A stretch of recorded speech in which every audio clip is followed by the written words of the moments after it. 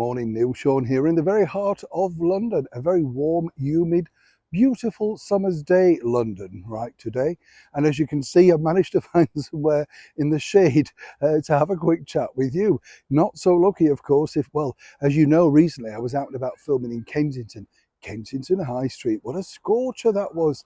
Would love to have taken a little bit longer to make that for you, but simply too warm, everybody out there shopping. By the way, have you noticed this new craze as well? I'd never noticed this until the other day. You know what it's like? I plonked down on a cafe seat outside.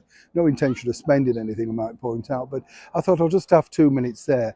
And even there now, I mean, maybe I'm just a dinosaur, I haven't seen these things, but you have to scan this thing on the table and then you place your order and then you go and collect it. And this was not a cheap cafe, let me tell you. Ice creams were like £5 to £9 and stuff like that. And I thought, goodness, what's the point of the staff? You might as well just turn up with a mop and bucket and do it serve yourself. It's just ridiculous, isn't it?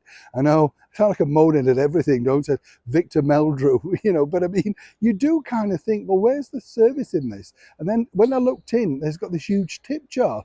I thought, here's a tip, come out and take an order. Not from me, I can't afford it, of course. Back as ever to your break and roll story of the day. Yes, a humid day, but of course, this time, well, it will have been over now. This coming weekend over here in London, one of the most spectacular events that I thoroughly enjoy anyway in the royal calendar, Trooping the Colour.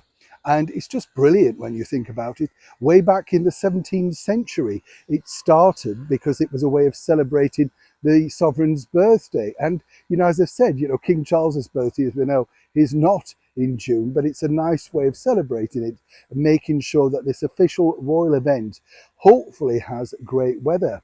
Now, I don't know if you saw this because Prince William was busy at the rehearsals earlier this week, and as ever, really taking the reins, as you think, isn't he? When because I remember, of course, when our late monarch, Queen Elizabeth II, suddenly decided that she could no longer do it. And it was very sad because I think she really enjoyed that particular part of that role, very keen for her, obviously. What's interesting, though, is that Prince William, as I say, was out in the searing heat, and you may have seen this particular story, how a few of the soldiers simply passed out in the heat, all, of course, down to their very thick uniforms and the bearskin hats that they wear. Now, obviously, Prince William, as one can imagine, was very concerned about this, and it happens quite a lot as the heat revs up. Sadly, some of the soldiers do pass out. It's natural. So Prince William, according to a very good source, after a bit of consultation with those in the senior level of the British Army, is trying to find a way to make sure that the soldiers at least remain cooled down. And perhaps this modern invention could be the key.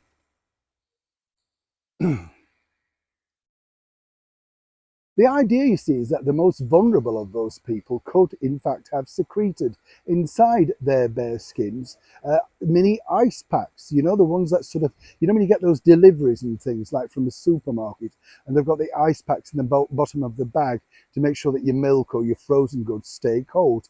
They think that this could be the way to make sure it keeps people at a reasonable level. Not a bad idea when you think about it. And of course, again, nothing revolutionary, just basic thought, isn't it?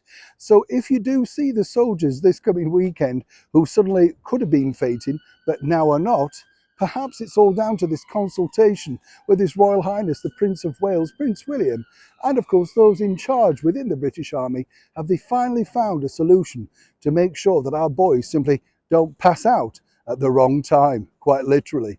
Neil Sean in the very heart of London.